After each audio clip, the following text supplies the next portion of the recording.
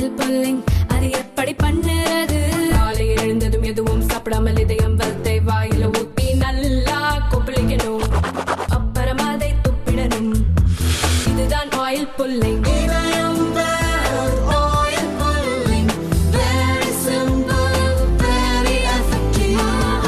தலைநகர் டெல்லியில் 27 ஆண்டுகளுக்கு பிறகு பாரதிய ஜனதா கட்சி அறுதி பெரும்பான்மையோடு ஆட்சி அமைக்கும் நல்லதொரு சூழ்நிலை இருக்கிறது. ஏனென்றால் கடந்த 12 ஆண்டுகளாக 2013 ஆம் ஆத்மி கட்சியினுடைய ஊழல், நீங்கள் வீட்டை விட்டு கால் வெளியில் வச்சா குப்பையில் தான் வைக்கணும் காலை, அந்த மாதிரி நகர் முழுவதும் அசுத்தமாக பராமரிக்கப்படாமல் இருக்கின்ற ஒரு மோசமான ஆட்சியை மக்கள் பார்த்திருக்கின்ற காரணத்தால் இந்த முறை பாரதிய ஜனதா கட்சிக்கு மாண்புமிகு பிரதமர் மோடி அவர்களுடைய அரசாங்கத்தின் சாதனைகளுக்கு நல்ல பலன் அளிக்கும் என்கின்ற சூழ்நிலையானது இருக்கிறது. தமிழகத்தில் ஹிந்து விரோத தீய சக்திகளின் ஆட்சி நாளுக்கு நாள் அதனுடைய அக்கிரமங்கள், அராஜகங்கள் அதிகரித்து கொண்டே இருக்கின்றன. இந்து கோவில்களை கொள்ளையடித்து கொண்டிருக்கின்ற ஒரு ஆட்சி. ஏனென்றால் இவர்கள் எவ்வளவு போலியானவர்கள், ஹிந்து விரோதிகள்ங்கிறதுக்கு பழனியிலே முருகக் கடவுளுக்கு மாநாடு நடத்துவதாக சொல்லி சனாதன ஹிந்து தர்மத்தை கொசு, டெங்கு கொசு, மலேரியா கொசு மாதிரி அழிக்கணும்னு சொன்ன ஒரு தீய நபர் உதயநிதிக்கு மகுடம் சூட்டுறதுக்காக நடந்தது. அது நமக்கு இப்போ இங்கே தெளிவாக தெரியுது. என்றால் திருப்பரங்குன்றத்தில் 1931 லண்டன் பிரிவி கவுன்சிலுடைய தீர்ப்பின்படி முழு மலையும் முருகனுக்கு சொன்னோம். அதாவது எல்லாரும் ஏதோ மத நல்லிணக்கம், இந்த புண்ணாக்கு புடலங்காயெல்லாம் எப்போ வருது? நான் கேட்குறேன், அந்த சிக்கந்தருங்கிற நபர் அவர் எப்படி மலையில் செத்து போனார்? மலைக்கு எதுக்கு போனார்? ஏன்னா இப்போ எல்லாரும் என்ன பேசுகிறாங்க, நவாஸ் கனி போன்ற மதவெறி தீய சக்திகள், அப்துல் சமத், இவங்கெல்லாம் நாங்கள் அங்கே தர்காருக்கு போகிறோங்கிறீங்க. தர்காவே வர்றதுக்கு முன்னாடி அங்கே இருந்தது யார்? காசி விஸ்வநாதர் விசாலாட்சி அம்பாள் கோயில் தானே இருந்தது. அங்கே உனக்கு என்ன வேலை சிக்கந்தருக்கு? அப்போ போனது எதுக்கு என்றால் பல்வேறு விதமான இது பற்றிய கருத்துக்கள் இருக்கிறது. அந்த காசி விஸ்வநாதர் கோயிலை இடிப்பதற்காகத்தான் சிக்கந்தர் போனான் என்று கூட வழக்கு இருக்கிறது. மக்களிடையே அது மாதிரியான கருத்து இருக்குது. அதனால் அப்படி இருக்கும் பொழுது ஆயிரக்கணக்கான ஆண்டுகளாக இருக்கின்ற ஹிந்துக்களுக்குத்தானே அந்த மலை சொந்தம், உனக்கு என்ன வேலை? அதனால் ஈவன் மத நல்லிணக்கம் விரும்புகிறவங்க, ஹிந்து முஸ்லீம்களிடையே பிரச்சனை இல்லாமல் இணக்கமாக வாழணும்னு நினைக்கிறவங்க, தே கேன் ரீலொகேட் தி தர்கா. என்ன தப்பு இருக்குது? இப்போ அயோத்தியில் அதே மாதிரி தானே ஆர்கியலாஜிக்கல் சர்வே ஆஃப் இந்தியாவினுடைய ஆராய்ச்சியின் அடிப்படையில் கொடுக்கப்பட்ட தீர்ப்பு. அது ஏதோ நம்பிக்கையின் அடிப்படையில் மாத்திரம் கொடுக்கப்பட்ட தீர்ப்பு அல்ல, ஆதாரங்களின் அடிப்படையில் வந்து கொடுக்கப்பட்டிருக்கின்ற தீர்ப்பு. அந்த மாதிரி இதுக்கு தீர்வு காணணும்னு நினச்சா முஸ்லீம் மக்கள் அந்த மாதிரியாக ஹிந்துக்களோடு நாங்கள் டெய்லி உரண்டை இழுக்கிறது இந்துக்களுக்கு எதிராக அப்படி. ஏன்னா தமிழ்நாட்டில் இல்லைன்னுலாம் நம்ம நினைக்கக்கூடாது. அயோத்தியில் மாத்திரம் நடந்தது, மதுராவில் நடந்தது, காசியில் நடந்துங்கிறது இல்லை. இங்கே இருக்கின்ற சென்ட் தாமஸ் சர்ச்சு, அதுதான் கபாலி கோயில். இது ஏற்கனவே திருமாவளவன் போன்றவர்கள் பெருமையாக சொல்லிண்டது. கபாலி கோயில் இடித்து சர்ச் வச்சுருக்கோம் போர்த்துகீசியர்கள் இங்கே வந்த பொழுது 1500 அப்படின்னு. ஆக இந்துக்களுடைய வழிபாட்டு தலங்களை எல்லாம் நீங்கள் ஆண்டாண்டு காலமாக அபகரிப்பீர்கள், ஆக்கிரமிப்பீர்கள். ஆனால் இந்துக்கள் மாத்திரம் இந்த சிங்கம் வந்து ஆட்டுக்குட்டியை சாப்பிட்டு எடுத்தோன்னா சிங்கத்தோடு ஆடு ஐக்கியமாகிடுதுன்னு சொல்கிறது மாதிரியா ஹிந்து சமுதாயத்தை நாங்கள் அழிச்சிட்டோம்னா நாங்கள் ஒன்றா ஆகிட்டோம்னு பேசுகிறதெல்லாம் சரியாக இருக்காது. ஆகவே தமிழக அரசாங்கம் ஹிந்து விரோத கொள்கையை கைவிடணும். இல்லைன்னா 26 இந்துக்கள் அனைவரும் தேசியவாதிகள், தமிழை நேசிப்பவர்கள். ஏன்னா நீங்கள் அத்தனை பேரும் தமிழ் விரோதிகள். ஈவேரா பேரை சொல்கிற ஒத்தங்கூட தமிழ் விரும்புகிறவனாக இருக்க முடியாதுல்ல. ஏன்னா தமிழ் சனியை காட்டுமராண்டி மொழின்னு சொன்ன ஈவேராக்கு செலவைக்கிற கூட்டம் தமிழ் பற்றாளர்களாக இருக்க முடியுமா? ஆகவே இந்த தமிழ் விரோத ஹிந்து விரோத தீய சக்திகள் நாளைக்கு இந்துக்களுடைய ஆர்ப்பாட்டத்திற்கு அனுமதி தர வேண்டும். ஏன்னா இப்போவே இந்த ஸ்டாலின் ஐலோலியா பாபு கூட்டம் மயிலாடுதுறையில் ஃப்ளக்ஸ் வச்சா அங்கே ஃப்ளக்ஸ் வச்சவனை கைது பண்ணி நீதிபதிகிட்ட கூட்டின்னு போகிறாங்க. நீதிபதி சொல்கிறார், இதில் எந்த செக்ஷன் அட்ராக்ட் ஆகுது, எதுக்கு அனாவசியமாக நீ கூட்டின்னு வந்திருக்க? அப்படின்னாலே இந்த ஹிந்து விரோத தீய சக்திகளின் ஆட்சி ஸ்டாலினோட அரசாங்கம் ஹிந்துக்களை துன்புறுத்துவது ஒன்று தான் இவங்களுக்கு வேலை. காரணம் என்ன? இவருக்கு அடுத்து பட்டத்துக்கு வர்றதுக்கு இவர் அறிவிச்சிருக்கிற நபர் அவர் தெளிவாக சொல்கிறார், நான் கிறிஸ்தவன் என்பதிலே பெருமைப்படுகிறேன். ஆகவே கிறிஸ்தவ மத வெறியர்கள் ஹிந்து விரோதிகள் தமிழகத்தில் இந்துக்களை துன்பப்படுத்துகிறார்கள் அப்படின்னு நாம் எடுத்துக்க முடியுமே. நாங்கள் சொல்லலை, இது என்னோட குற்றச்சாட்டு இல்லை. அவர் சொன்ன உடனே அப்படியே புலகாங்கிதம் அடைஞ்சு இந்த ஹிந்து விரோதி சேகர் பாபு அல்லேலியான்னார். அதனால தான் அவருக்கு நான் அல்லேலியா பாபுன்னே பேர் வச்சுருக்கேன். ஆகவே இவர்கள் ஹிந்து விரோதிகள், தீய சக்திகள், ஹிந்துக்களுக்கு எதிராக இருப்பவர்கள். ஆகவே ஹிந்துக்களை ஒருங்கிணைத்து எப்படி அயோத்தி பிரச்சனைக்கு அப்புறம் வேறு யாரும் உத்தரப்பிரதேச ஆட்சிக்கு வர முடியலை. ஏன்னா ஹிந்து எழுச்சி, அந்த எழுச்சி தமிழகத்தில் வரும். இந்த 140 தடை எதுக்கு? நவாஸ்கனி வந்த அன்னைக்கு இருந்ததா? இது எதுக்காக? இந்துக்களை துன்புறுத்தணும், கொடுமைப்படுத்தணும், அவங்களை எப்படியாவது மாற்று மதத்துக்கு தள்ளிவிடணும். அந்த தீய எண்ணம் இருக்குது ஸ்டாலின் அரசாங்கத்துக்கு. அதனால தான் இந்த அரசாங்கம் அப்படி செய்து கொண்டு இருக்கு. நேற்று நீதிமன்றத்திலே சொல்லியிருக்காங்க, என்ன செக்ஷன் அட்ராக்ட் ஆகுது?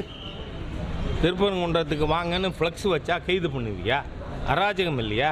வீட்டுக்கு அனுப்பு. ஆகவே இந்த அரசாங்கம் நீதித்துறையும் கூட தீர்ப்பிலே சொல்லியிருக்கு, இவர்கள் போக்கிரிகள், ஹிந்து விரோதிகள், இந்துக்களை கொடுமைப்படுத்துகின்ற அரசாங்கம் இந்த ஸ்டாலினோட தீய அரசு. தடை மீறி நம்ம ஹிந்து முன்னணி தலைமை என்ன சொல்லுதோ அது நடக்கும். சார் இது வந்து அதை ஆர்கனைஸ் பண்ணுறது ஹிந்து முன்னணி. சார் இது வந்துட்டு கந்தர் மலை என்ற வரலாறு ஒரு பேருமே இருக்குன்னு சொல்லி முன்னாள் அமைச்சர் செல்லூராஜ் பேசியிருக்காரு. கந்தர் மலை தாங்க, ஸ்ரீ கந்தர் மலை. கந்தர் மலை சிக்கந்தர் மலை கந்தர் மலை அப்படிங்கிற மாதிரி சொல்லியிருக்காரு. பாருங்களேன், கந்தன் கோவில் தானே அங்கே இருக்குது. ஆமாம் சார். அப்புறம் என்ன, அதில் என்ன இருக்குது? இல்லை, இந்த 2 பேர்களுமே இருக்குது அந்த மலைக்கு அப்படிங்கிற மாதிரி வந்து. இங்கே பாருங்கள், என்னோட ஒரே கேள்வி, நீங்கள் கொஞ்சம் பாரபட்சம் இல்லாமல் ஊடகவாதிகள் அறிவாலயத்துக்கு நாம் அடிமை சாசனம் எழுதி கொடுத்தா அது மாறவே கூடாதுன்னெலாம் யாரும் நினைக்கக்கூடாது. நான் என்னோட ஒரே கேள்வி, அந்த சிக்கந்தர் என்கின்ற நபர், என்னோட கேள்வி, அந்த மலையில் யாரும் டுவெல்லிங்ஸ் இல்லை, குடியிருப்பு இல்லை. அப்போது அங்கே போகிறவங்க எதுக்கு போகிறாங்க? அந்த இதுக்கு இஷ்யூக்கு முன்னாடி காசி விஸ்வநாதரை தரிசிப்பதற்கு போகிறவங்க, பூஜை செய்கிறதுக்கு போகிறவங்க போகிறாங்க. அப்போ இந்த சிக்கந்தர் எதுக்கு மேலே போனார்? என்ன வேலை? அப்போ இவருக்கு அங்கே ஏதாவது இருந்ததா? நீங்கள் சொல்கிறது 100 வருஷமா 150 வருஷமா, சரி என்ன வேணால் இருக்கட்டும். ஆனால் 2000 ஆண்டுகளுக்கு மேற்பட்டது அங்கே மேலே இருக்கிற காசி விஸ்வநாதர் கோயில். அங்கே ஒரு முஸ்லீமுக்கு என்ன வேலை? அது என்ன சொல்கிறாங்க? ஊரில் பல்வேறு விதமான இது பற்றிய கருத்துக்கள் இருக்குது. இவர் அந்த கோவிலை இடிக்க போனார், அதனால் முருக பக்தர்கள் அங்கே இருந்தவங்க அவர்கள் இவரை தாக்கினார்கள் அப்படின்னு சொல்லி கருத்து இருக்குது. அதனால் நான் என்ன சொல்கிறேன், ஹிந்துக்கள் மேலே போகிறதுக்கு நியாயம் இருக்குது என்றால் காசி விஸ்வநாதர் கோவிலுக்கு போகணும், ஆண்டவனை தரிசிக்க போகணும். முஸ்லீமுக்கு என்ன வேலை இருக்குது? இவர் எதுக்கு போனார்? ஆகவே அதுலேருந்து என்ன தெரியுது? ஆக்கிரமிக்க சென்றவர் அப்படின்னு தெரியுது இல்லை. அதனால் அதில் ஆர்கியூமெண்ட்டுக்கே வேலை இல்லை. நாம் பகுத்தறிவு ரீதியாக யோசித்து பார்த்தால் ஏன்னா 1931 ப்ரிவி கவுன்சிலுடைய லண்டன் ப்ரிவி கவுன்சில், ஏன்னா இங்கே இருக்கிற டிஸ்ட்ரிக்ட் கோர்ட்டிலேருந்து மேலே போய் நாம் லண்டன் ப்ரிவி கவுன்சிலில் இதற்கு தீர்ப்பு என்ன வந்திருக்கு? முழு மலையும் முருகனுக்கு சொந்தம். ஏன்னா நீங்கள் சட்டப்படி ஹிந்து ஆண்டவன் மட்டும்தான், நாம் இப்போ வெளியில் பேசுகிறாங்க அந்த வார்த்தையை உபயோகப்படுத்தலாம், ஜீவித்திருக்கின்ற ஆண்டவன். He is a legal entity. Hindu God, Hindu deity. It's a legal entity. சட்டபூர்வமாக சொத்துக்களை ஓன் பண்ணுறதுக்கு மற்ற கடவுள்களுக்கு, மத கடவுள்களுக்கு உண்டா ரைட் இருக்கா? இல்லை. இயேசுநாதர் பேர்லேயோ அல்லாஹ் பேர்லேயோ சொத்துக்கள் வாங்க முடியாது, விற்க முடியாது. ஆனால் ஹிந்து கடவுள்கள், Hindu deities are legal entity. அவர்களே சொத்துக்களை ஓன் பண்ண முடியும், பராமரிக்க முடியும், அவங்க பேரில் சொத்து இருக்க முடியும். அதனால் 1931 பிரிவி கவுன்சிலுடைய தீர்ப்பு என்ன? The whole mountain belongs to lord Muruga. அதனால் முருகன் மலையில் மற்றவருக்கு என்ன வேலை இருக்குது? ஆகவே அதனால் இது இவங்க அயோத்தியில் 500 வருஷம் ஆக்கிரமித்து வச்சுருந்த மாதிரியாக இங்கேயும் வச்சு கொண்டு இருக்காங்க. அதை ஹிந்துக்களோடு இணக்கமாக வாழணும்னு பேசுகிறது நீங்கள் வாயில், ஆனால் செயல்பாட்டில் இல்லை. இந்த அரசாங்கம் ஹிந்து விரோத தீய அரசு தான். ஸ்டாலின் அரசு ஹிந்து விரோத அரசு தான். ஏனென்றால் நான் பெருமைப்பாடு கிறிஸ்தவன். ஏன் பெருமைப்பாடு இந்துவன் உங்கள் அப்பா சொல்லுங்கள். நீங்கள் பெருமைப்பாடு கிறிஸ்தவன் சொல்கிறத நாங்கள் ஏற்றுக்கிறோம்.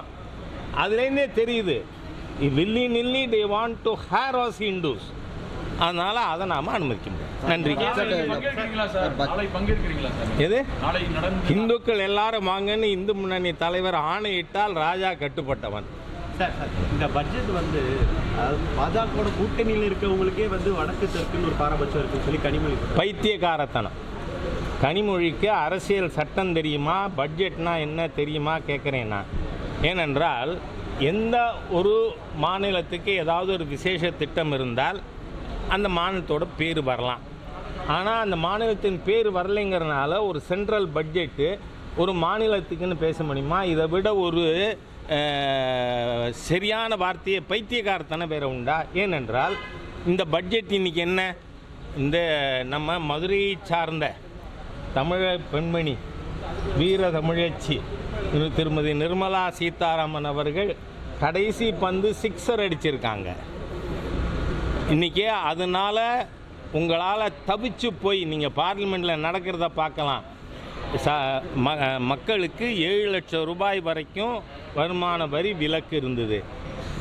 ஒரே ஸ்ட்ரோக்கில் 12 லட்சம். இன்றைக்கி அரசு உத்தியோகஸ்தர்கள் சம்பளம் வாங்குறவங்க ஸ்டாண்டர்ட் டிடக்ஷன் 75,000 சேர்த்து 12,75,000 வரை ஒரு நயா பைசா வரி இல்லை அப்படின்னு அறிவிச்சிருக்காங்க. நான் கேட்குறேன், இந்த நாட்டில் இருக்கின்ற உங்களுக்கும் ஓட்டு போட்ட மக்களுக்கு சேர்த்தானே, அப்போது அதை கைதட்டி வரவேற்கிறது என்டிஏ எம்பிக்கள் மட்டும் பண்ணணுமா? நீ எல்லாம் இன்னும் குரங்க சாக கொடுத்த ஆண்டின்னு சொல்லுவாங்க. அந்த மாதிரி உட்காந்துருக்கீங்க இண்டி கூட்டணியை, காங்கிரஸ் திமுக மக்கள் விரோதிகள். உங்களால் you could not rejoice it. நான் கேட்குறேன், இந்த 12 லட்சம் ரூபாய் வரை கழிவு பெற்றவர்கள் தமிழ்நாட்டில் இருக்காங்களா இல்லையா? இருக்காங்க. அவனெலாம் தமிழன் இல்லையா? அவங்களாம் தமிழ் இல்லைன்னு சர்டிஃபிகேட் கொடுத்துருவீங்களா நீங்கள்? சரி, 1,27,00,000 விவசாயிகளுக்கு 100 மாவட்டங்களில் அவர்களுக்கு விவசாயிகளுக்கு சலுகைகள் அறிவிக்கப்பட்டு இருக்கிறது. அதே மாதிரியாக இந்த நாட்டில் 90% தொழிற்சாலைகள் வேலை பார்க்குறவங்களுக்கு வேலை கொடுக்கறது MSME, micro and small medium industries. இந்த MSME இண்டஸ்ட்ரீஸ்க்கு சலுகை கொடுத்துருக்கே, அந்த MSME இண்டஸ்ட்ரி இருக்கிறது தமிழ்நாட்டில் இருக்கா இல்லையா? அதே மாதிரியாக 37 விதமான விசேஷ நோய்களுக்கான மருந்துகளுக்கு வரி விலக்கு கொடுக்கப்பட்டு இருக்கிறது. அந்த மருந்து வாங்கி சாப்பிட்றவங்க தமிழன் இல்லையா? அவங்க தமிழ்நாட்டில் இல்லையா? என்ன பைத்தியக்காரத்தனம்! அதே உங்களுடைய பிரிவினைவாத சித்தாந்தம் ஈவேரா சொல்லி கொடுத்த ஆங்கிலேய அடிமைத்தனம். ஏன்னா 44 ஈவேரா போட்ட தீர்மானம் அதுதான். வெள்ளையன் இந்தியாவை விட்டு வெளியேறக்கூடாது, அப்படியே வெளியேறுவதாக இருந்தால் லண்டனில் இருந்து கொண்டாவது சென்னை ராஜதானியை ஆள வேண்டும்னு தீர்மானம் போட்ட தேச துரோகிக்கு செலி வைக்கின்ற கூட்டம் இந்த நாட்டு மக்களுக்கு நல்லது நினைக்குமா? திமுக நினைக்குமா? நினைக்காது. தேச துரோகிகள் இவர்கள். இந்த நாட்டை எதிர்த்தவர்கள், சுதந்திரத்தை எதிர்த்தவர்கள். அதனால் அதுக்கு செலவச்சுட்டு இருக்கிற உங்கள் தேச விரோத கும்பல் இந்த மத்திய பட்ஜெட்டை பற்றி இப்படித்தான் பேசும். அறிவில்லாமல் தான் பேசுவாங்க. நன்றி.